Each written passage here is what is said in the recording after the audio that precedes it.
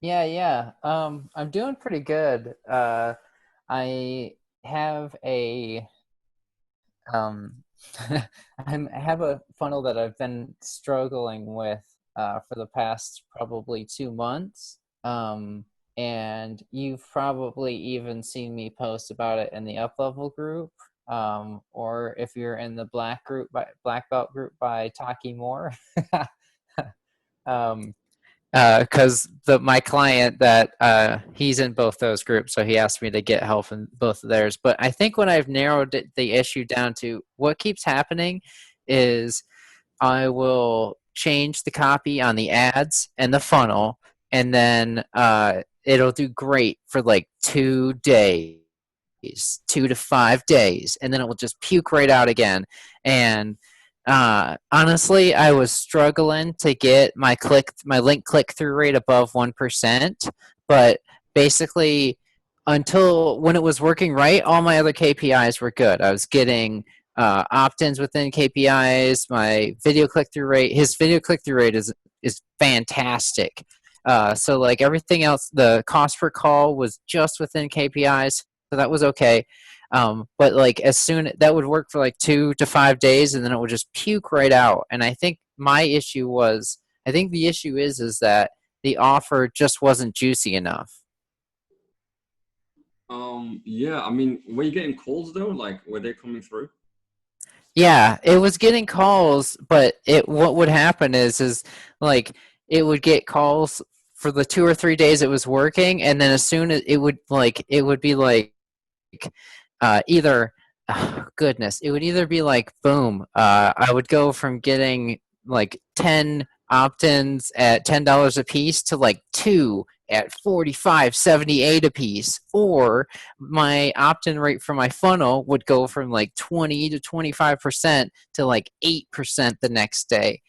And when it dropped like that, I would stop getting calls. And since we're spending $100 a day on it, I would usually switch it up then.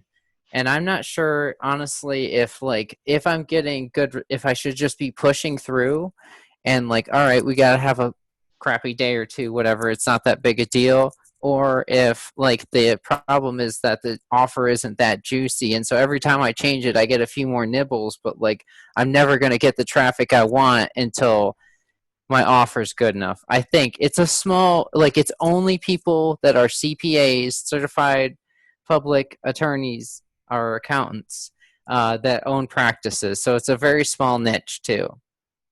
I mean, I think that's fine. I have a lot of clients that work in that niche.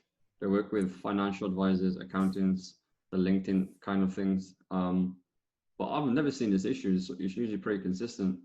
Um, the only thing I can think of really is probably like, I mean, how big are your audience sizes? Are they like, what's that looking like? How many audiences and how big are they? Well, basically, what I'm doing is I'm following. I don't have a ton of huge ones, other than lookalike audiences. So, like, I have. We've been running the funnel overall for probably 6, 8 months, but we turned it off during the slow season for like 3 months. So when we turned it off, that's when all the issues presented themselves. We turned it back on after coronavirus. Um, and we actually pivoted. We changed our messaging somewhat, and I'm afraid we became too conservative when honestly, like some people became more conservative, but it seems like a lot of people became more aggressive. So basically, you like my core CPA audience is like 60K people, and then mostly what I have is he has a group that has over 3,000 people in it. So I have a lookalike of his group. I have a lookalike of opt-ins, and he has an awesome site that some marketing company had access to for years, and we don't have access to the pixel, and I can't get a pixel on there, so I don't have access to his main site. But I have those like oh, and he's got like 13,000 people in whatever in his CRM, and I got a lookalike of that. So like um I mean, the yeah, look, I mean, how much are you spending on retargeting? usually when I was spending 100, I would spend like $10 a day on retargeting. Yeah, so I mean, the first thing, because you're so niche, you need to spend a lot more on the retargeting. I would say at least 50 a day. Um, Oh, okay. yeah, because you got to remember this is like asymmetric because now the people you're going after, there's only so many of them, and if you have a CRM of 10,000, you need to hit them up over and over again because they are there. So that's what you have to do. You know, you got to go after those people over and over again and raise the budget Mhm. on that.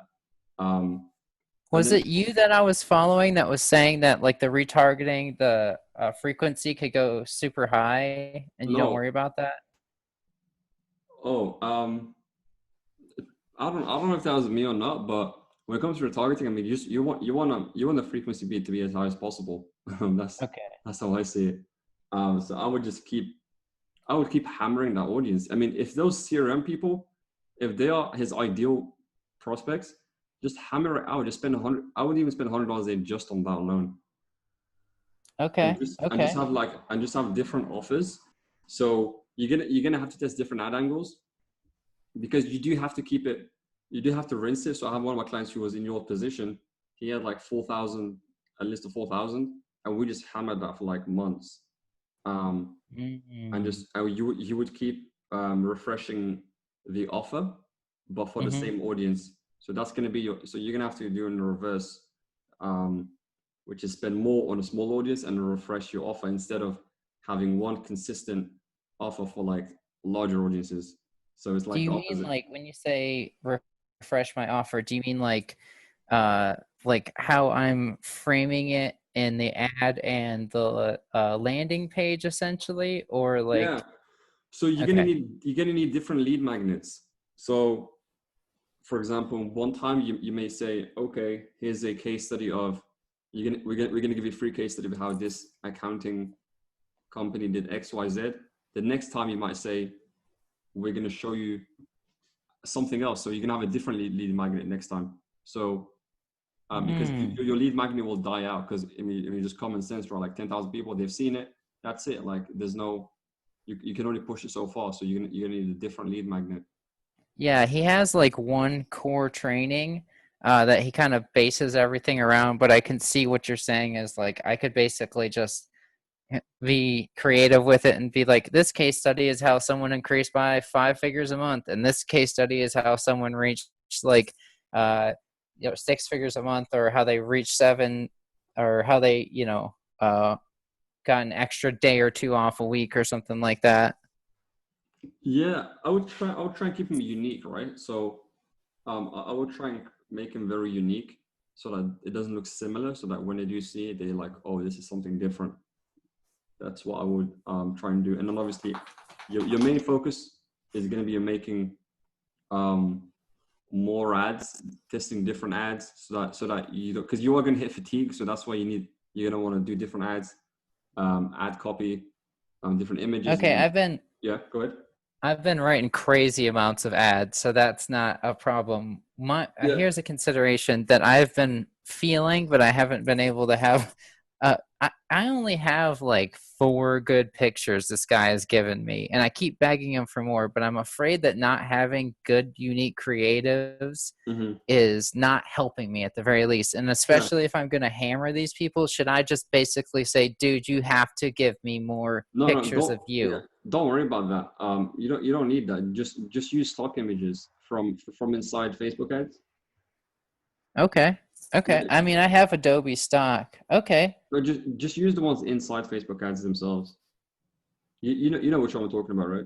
Yeah. Yeah, Yeah, I yeah, do a lot of fulfillment, so. yeah. So you just use that. I mean, even with one accounting client I had, that's what we did. And I would just use those stock images. Let's see who's in the chat. Shoot. Um, Okay. yeah, Awesome.